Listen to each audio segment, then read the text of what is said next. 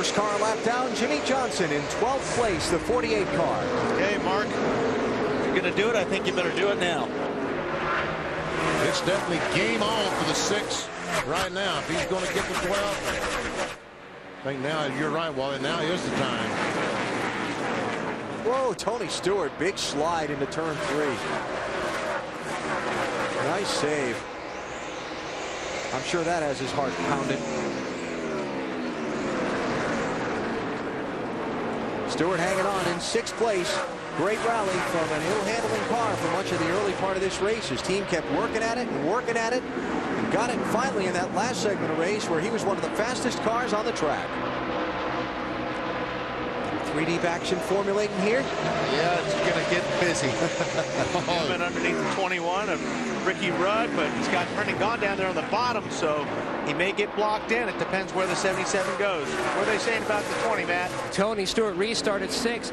The best this race car's been all day was the last run. Tony said it was a little free to start with, but it came around nicely.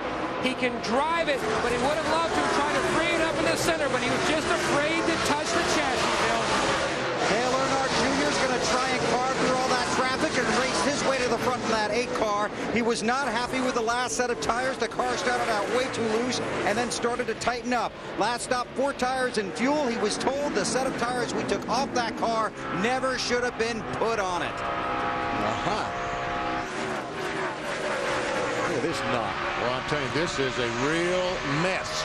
7th place on back. All these cars 7th on back, as Alan said, trying to get around the lap car, been and gone in the 77. And he's running just fast enough, or he's running pretty good right now. Yeah, he's running good, but the problem is you got all these guys on the same lap that are racing, and they're going to have to get single file like they are now to get past him and then go back to racing each other. Dale Earnhardt Jr. in the 8 running 9th. Dale Jarrett, 88, running 10th.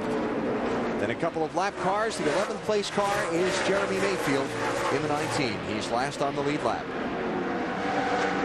Front 4 have gotten away from the pack while this racing goes on behind them. Yeah, Newman's car pretty fast on the get-go right there, so Mark could not capitalize. Whoa, Junior. I think Jarrett was on the inside after going down to turn 1, so Dale Earnhardt Jr. in the 8 car just kind of moved up the racetrack to give Jarrett room. Got some trouble maybe with Greg Biffle. Off the pace, 5th place car, Greg Biffle slowing down, turn 4, Matt. A great run by Biffle, has now turned bad. He's on pit road, came on the radio. I have a vibration. I believe it's a loose wheel. Oh, man. Well, when you talk about this being a team sport, that is where it comes to manifest itself during the race. The crew's got to get its job done perfectly. You have to get 5. Whoa. Did he pop one off, or I don't know. did he get it off there quick enough? Left rear guy looked like he might have taken a lug nut off. He did, but was going to have to come back in. Let's see. Right front, Greg. Right front was loose. It looked like it was loose when he stopped the car, and they put the jack under. You could almost see the right front wheel move a little bit. Scott Riggs has had brake problems in that 10 car. He's been behind the wall and on and off pit road a couple of times. So Biffle going by him as both go back out onto the racetrack. Up front, Ryan Newman has moved away from Mark Martin, opening up a 1-second gap on the 2nd place car. We check the interval here. There's your race leader Newman, and there are his pursuers Martin and Gordon. Bill? And he's going to be tough to catch, Alan. Obviously, with just over 50 laps to go, if this race stays green, we don't expect to see any more pit stops. But if the caution should come out, then anything, and it's over, I do mean anything, could happen. So Matt Borland gave his driver a heads up a few moments ago. We get a caution at about 30 to go. We decide to stay out. Just keep your eyes open, and if you see everybody behind us peeling off, make that call for them to come in. If it looks like everybody's going to come in and we're going to be stuck out there by ourselves, then we'll probably want to come in if you can make that call in time. Otherwise, we'll probably be staying out. So you have to drive the car, keep your eye on the traffic, listen to the spotter, and then decide under caution if everybody else is going to pit and what you're going to do. So Wally, good luck. Simple job, isn't it, Bill? Man, oh man, these drivers, they earn their money, don't they, Benny? What are you going to do? You're coming around, you're watching out your rearview mirror, you got the commitment line, you've had the best car all day, you're going to stay out, you're going to come in, Are 4 tires going to beat you, or 2? Man, oh man. The problem is, especially where those guys are pitted too, Bill, that Matt can't see pit entrance.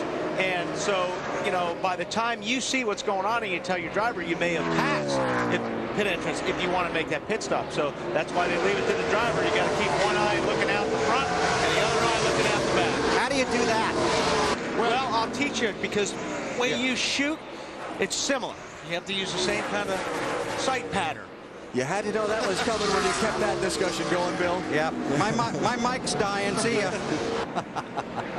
That was reference to Bill's skeet shooting on the Discover Card Countdown to Green feature with Matt Kenseth at his cabin up in Wisconsin. There are a lot of clay pigeons out there that really like it. Yes, there are. And by the way, for those of you who remember the reference earlier to Ryan Newman losing his mirror when we were talking about him keeping an eye on the cars in the rearview mirror, the mirror he lost was the little mirror that mounts on the left side roll bar for watching traffic to your inside when you're getting ready to turn left into a corner. Not the main mirror up inside the car where you look at those that are directly behind you. Right. That little mirror that he lost would be a good one to see if the cars are going to be coming down pit road, though. Probably better than the one in the center of the car. What? I don't think he needs any mirrors today. No. So Newman out in front with a 2.5 advantage and 50 laps to go. Time for our last commercial under green flag condition in this race. This is a local break. We'll be keeping an eye on things for you here at the Monster Mile. You're watching NASCAR on TNT. Half hours ago, it looked like Tony Stewart was going to have a miserable day. Contact early with Robbie Gordon. Then he fought a wicked tight race car. They have worked themselves back into the race today, back into this title chase. He was as deep as 30th back on lap 19. Dave, he runs in 6th with a tight race car. And since the last restart, Jeremy Mayfield has picked up 4 positions, a very fast race car, but he hasn't led a lap yet today, as Alan referenced just a few moments ago. That's something they really wish they had done, trying to move up from 10th place in the chase. Bill? Dave, after the race at Richmond, Jamie McMurray was heartbroken that he didn't make the chase for the championship. Their mission, finish 11th in the standings, get to the stage in New York.